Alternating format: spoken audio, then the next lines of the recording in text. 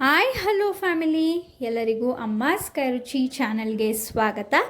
ಇವತ್ತಿನ ವಿಡಿಯೋನಲ್ಲಿ ನಾವು ಪನ್ನೀರ್ನ ಇಷ್ಟಪಡೋರಿಗೋಸ್ಕರ ತುಂಬ ಡಿಫ್ರೆಂಟಾಗಿರುವಂತಹ ಬೇರೆ ವಿಧಾನದಲ್ಲೇ ಪನ್ನೀರ್ ಕರಿ ರೆಸಿಪಿನ ಮಾಡಿ ತೋರಿಸ್ತಾ ಇದ್ದೀವಿ. ರುಚಿ ವಿಚಾರಕ್ಕೆ ಬಂದರೆ ತುಂಬ ಅದ್ಭುತವಾಗಿರುತ್ತೆ, ತುಂಬ ಡಿಫ್ರೆಂಟಾಗಿರುತ್ತೆ ಟೇಸ್ಟ್ ಮಾತ್ರ. ಪನ್ನೀರ್ ಕರಿನ ಇಷ್ಟಪಡೋರು ಒಂದ್ಸಲ ಈ ರೀತಿ ನಾವು ತೋರಿಸೋ ಥರ ವಿಧಾನದಲ್ಲಿ ಒಂದ್ಸಲ ಟ್ರೈ ಮಾಡಿ ನೋಡಿ. ಎಲ್ಲರ ಮನೇಲೂ ಕೂಡ ಪನ್ನೀರ್ ಕರಿನ ಮಾಡೇ ಮಾಡ್ತಾರೆ, ಇನ್ನು ಪನ್ನೀರ್ ಕರಿನ ಬೇರೆ ಬೇರೆ ವಿಧಾನದಲ್ಲಿ ಮಾಡ್ತಾರೆ. ಆದರೆ ಒಂದ್ಸಲ ಈ ರೀತಿ ನಾವು ತೋರಿಸೋ ಥರ ಟ್ರೈ ಮಾಡಿ ನೋಡಿ. ನಿಜವಾಗ್ಲೂ ಹೇಳ್ತಾ ಇದ್ದೀನಿ, ತುಂಬ ಇಷ್ಟಪಡ್ತೀರಾ, ಅಷ್ಟು ಸಖತ್ತಾಗಿರುತ್ತೆ ಟೇಸ್ಟು. ಚಪಾತಿಗಾಗಿರ್ಬೋದು, ಪೂರಿಗಾಗಿರ್ಬೋದು, ಅನ್ನಕ್ಕಾಗಿರ್ಬೋದು ತುಂಬ ಒಳ್ಳೆ ಕಾಂಬಿನೇಷನ್ ಇದು, ತುಂಬ ಚೆನ್ನಾಗಿರುತ್ತೆ. ಹಾಗಾದರೆ ಬನ್ನಿ ಈ ಒಂದು ರೆಸಿಪಿ ಮಾಡೋದು ಹೇಗೆ, ಹಾಗೆ ಈ ಒಂದು ರೆಸಿಪಿನ ಮಾಡೋದಕ್ಕೆ ಏನೆಲ್ಲ ಪದಾರ್ಥಗಳು ಬೇಕಾಗುತ್ತೆ ಅಂತ ಒಂದ್ಸಲ ನೋಡ್ಕೊಂಬರೋಣ. ಇಲ್ಲಿ ನಾವು ಪನ್ನೀರ್ನ ತೊಗೊಂಡಿದ್ದೀವಿ. 100 ಗ್ರಾಮ್ ಪನ್ನೀರ್ನ ನೋಡಿ ಈ ರೀತಿ ಕ್ಯೂಬ್ಸ್ ಆಗಿ ಕಟ್ ಮಾಡಿ ಇಟ್ಕೊಂಡಿದ್ದೀವಿ. ಇಲ್ಲಿ 1 ಗೆಡ್ಡೆ ಬೆಳ್ಳುಳ್ಳಿ, 1 ಇಂಚಷ್ಟು ಶುಂಠಿ, ಹಾಗೆ 1 ದೊಡ್ಡ ಸೈಜ್ ಈರುಳ್ಳಿ ಉದ್ದ ಕಟ್ ಮಾಡಿದ್ದೀವಿ, 2 ಟೊಮ್ಯಾಟೊ, ಸ್ವಲ್ಪ ಕೊತ್ತಂಬರಿ ಸೊಪ್ಪು, ಸ್ವಲ್ಪ ಗೋಡಂಬಿನ ತಗೊಂಡಿದ್ದೀವಿ, ಹಾಗೆ 1-2 ಚಕ್ಕೆ, ಲವಂಗ, ಹಾಗೆ ಏಲಕ್ಕಿನ ತೊಗೊಂಡಿದ್ದೀವಿ. ಮತ್ತು ಇಲ್ಲಿ ಒಂದು ಅರ್ಧ ಟೇಬಲ್ ಸ್ಪೂನಷ್ಟು ಸೋಂಪು. ಒಗ್ಗರಣೆಗೆ ಇಲ್ಲಿ 2 ಈರುಳ್ಳಿನ ಚಿಕ್ಕ ಚಿಕ್ಕದಾಗೆ ಚಾಪ್ ಮಾಡಿ ಇಟ್ಕೊಂಡಿದ್ದೀವಿ, ಸ್ವಲ್ಪ ಕರ್ಬೇವಿನ ಸೊಪ್ಪು, ಹಾಗೆ 1/4 ಬಟ್ಲಷ್ಟು ಹಸಿ ಬಟಾಣಿನ ತೊಗೊಂಡಿದ್ದೀವಿ. ರುಚಿ ತುಂಬ ಚೆನ್ನಾಗಿರುತ್ತೆ ಪನ್ನೀರ್ ಕರಿಗೆ.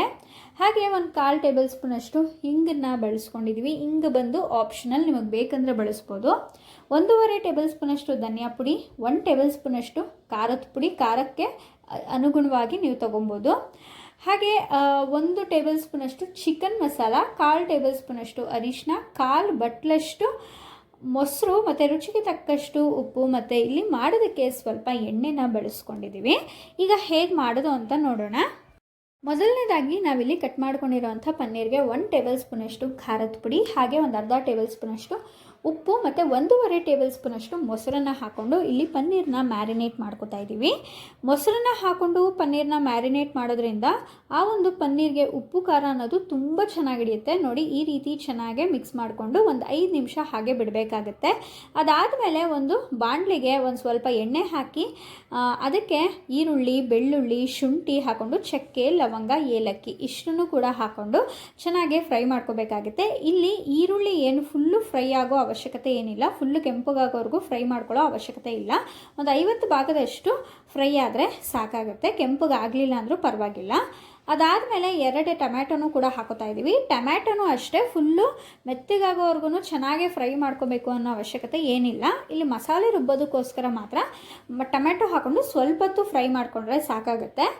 ಈಗ ಇದಕ್ಕೆ ಸ್ವಲ್ಪ ಗೋಡಂಬಿ, ಹಾಗೆ 1/2 ಟೇಬಲ್ ಸ್ಪೂನಷ್ಟು ಸೋಂಪನ್ನು ಕೂಡ ಹಾಕ್ಕೊಂಡು 5 ನಿಮಿಷ ಚೆನ್ನಾಗಿ ಎಣ್ಣೆಯಲ್ಲಿ ಫ್ರೈ ಮಾಡಿಕೊಂಡ್ರೆ ಸಾಕು. ನೋಡಿ ಇದೀಗ ರೆಡಿಯಾಗಿದೆ. ಈಗ ಇದನ್ನು ತಣ್ಣಗಾಗೋವರೆಗೂ ಬಿಡಬೇಕಾಗತ್ತೆ. ಇದು ಸಂಪೂರ್ಣ ತಣ್ಣಗಾದಮೇಲೆ ಇದನ್ನು ಒಂದು ಮಿಕ್ಸಿ ಜಾರ್ಗೆ ಹಾಕ್ಕೊಂಡು ಇದ್ರ ಜೊತೆಗೆ ಸ್ವಲ್ಪ ಕೊತ್ತಂಬರಿ ಸೊಪ್ಪು ಹಾಕಿ ಸ್ವಲ್ಪ ನೀರು ಹಾಕ್ಕೊಂಡು ಗಟ್ಟಿಗೆ ನುಣ್ಣಕ್ಕೆ ರುಬ್ಕೊಬೇಕು ಮಸಾಲೆನ ನಾವು. ನೋಡಿ ಇಲ್ಲಿ ತೋರಿಸ್ತಾ ಇದ್ದೀವಿ ಎಷ್ಟು ಚೆನ್ನಾಗಿ ಮಸಾಲೆ ರುಬ್ಕೊಂಡಿದ್ದೀವಿ.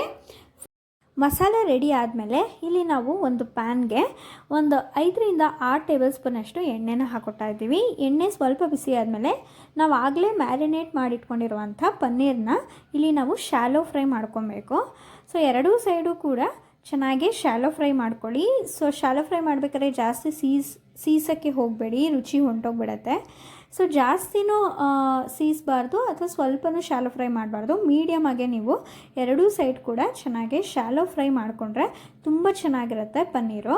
ಸೊ ಇಲ್ಲಿ ನಾವು ಪನ್ನೀರ್ನ ಉಪ್ಪು ಖಾರದಲ್ಲಿ ಚೆನ್ನಾಗಿ ಮ್ಯಾರಿನೇಟ್ ಮಾಡಿ ನಾವಿಲ್ಲಿ ಶಾಲೋ ಫ್ರೈ ಮಾಡ್ತಿರೋದ್ರಿಂದ ಆ ಒಂದು ಪನ್ನೀರ್ ಕರಿಲಿ ಪನ್ನೀರು ತುಂಬ ಚೆನ್ನಾಗಿ ಟೇಸ್ಟ್ನ ಕೊಡುತ್ತೆ. ಹಾಗೆ ಪನ್ನೀರಿಗೂ ಕೂಡ ಉಪ್ಪು ಖಾರ ಚೆನ್ನಾಗಿ ಹಿಡಿದಿರುತ್ತೆ.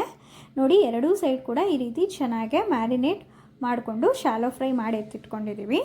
ಈಗ ಅದೇ ಪ್ಯಾನ್ಗೆ ಇನ್ನೊಂದು ಸ್ವಲ್ಪ 2-3 ಟೇಬಲ್ ಸ್ಪೂನಷ್ಟು ಎಣ್ಣೆನ ಹಾಕಿ, ಎಣ್ಣೆ ಸ್ವಲ್ಪ ಬಿಸಿ ಆದಮೇಲೆ ಕರ್ಬೇವಿನ ಸೊಪ್ಪು, ಸ್ವಲ್ಪ ಹಿಂಗು, ಹಾಗೆ 2 ಚಿಕ್ಕ ಚಿಕ್ಕದಾಗೆ ಚಾಪ್ ಮಾಡ್ಕೊಂಡಿರೋಂಥ ಈರುಳ್ಳಿನ ಹಾಕ್ಕೊಂಡು ಈರುಳ್ಳಿ ಸ್ವಲ್ಪ ಚೆನ್ನಾಗಿ ಫ್ರೈ ಆಗಬೇಕು ಎಣ್ಣೆಯಲ್ಲಿ, ಅಲ್ಲಿವರೆಗೂ ಕೂಡ ಚೆನ್ನಾಗಿ ಈರುಳ್ಳಿನ ಸ್ವಲ್ಪ ಕಲರ್ ಚೇಂಜ್ ಆಗೋವರೆಗೂ ಫ್ರೈ ಮಾಡ್ಕೊಳ್ಳಿ.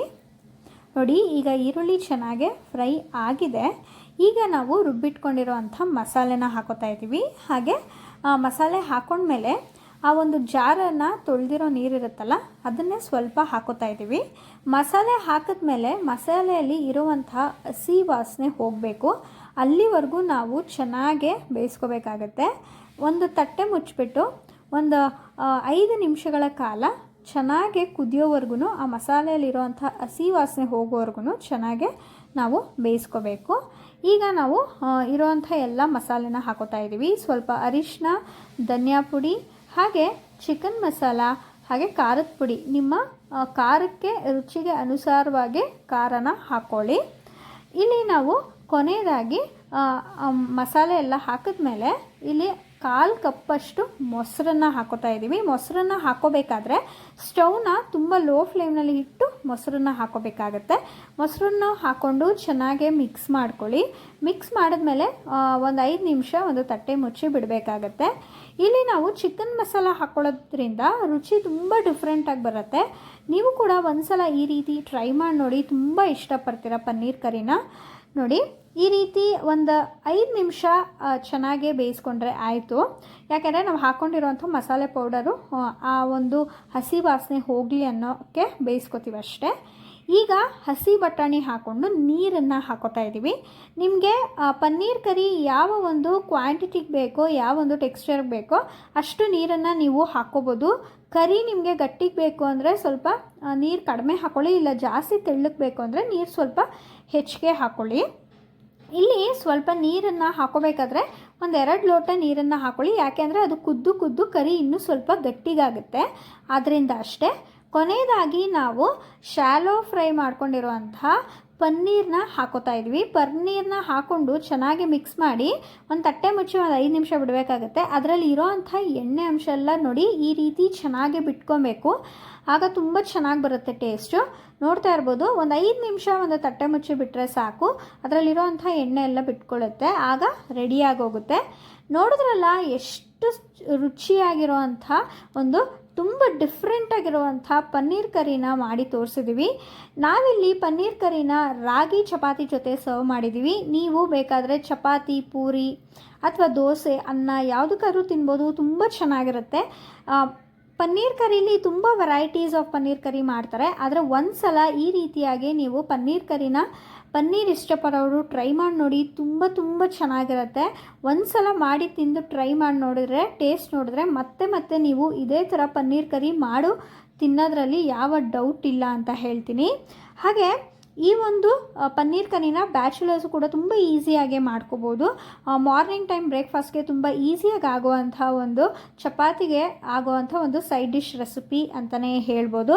ಈ ಒಂದು ಪನ್ನೀರ್ ಕರಿ ನಿಮಗೆಲ್ಲ ಇಷ್ಟ ಆಗಿದೆ ಅಂತ ಭಾವಿಸ್ತೀನಿ. ಇಷ್ಟ ಆಗಿದರೆ ಅಮ್ಮಾಸ್ ಕೈ ರುಚಿ ಚಾನಲ್ನ ಸಬ್ಸ್ಕ್ರೈಬ್ ಮಾಡ್ಕೊಳ್ಳಿ, ಹಾಗೆ ಲೈಕ್, ಶೇರ್, ಕಮೆಂಟ್ ಮಾಡಿ. ಹಾಗೆ ಈ ಒಂದು ರೆಸಿಪಿನ ನಿಮ್ಮ ಫ್ರೆಂಡ್ಸ್ ಆ್ಯಂಡ್ ಫ್ಯಾಮಿಲಿ ಜೊತೆ ಶೇರ್ ಮಾಡಿ, ನೀವು ಕೂಡ ಟ್ರೈ ಮಾಡಿ. ರೆಸಿಪಿ ಹೇಗೆ ಬಂತು ಅಂತ ನಮಗೆ ಕಮೆಂಟ್ ಮೂಲಕ ತಿಳಿಸೋದನ್ನ ಮರಿಬೇಡಿ. ಹಾಗೆ ಈ ಒಂದು ವಿಡಿಯೋ ನೋಡಿದ್ದಕ್ಕಾಗಿ ಎಲ್ಲರಿಗೂ ತುಂಬ ಹೃದಯದ ಧನ್ಯವಾದಗಳು.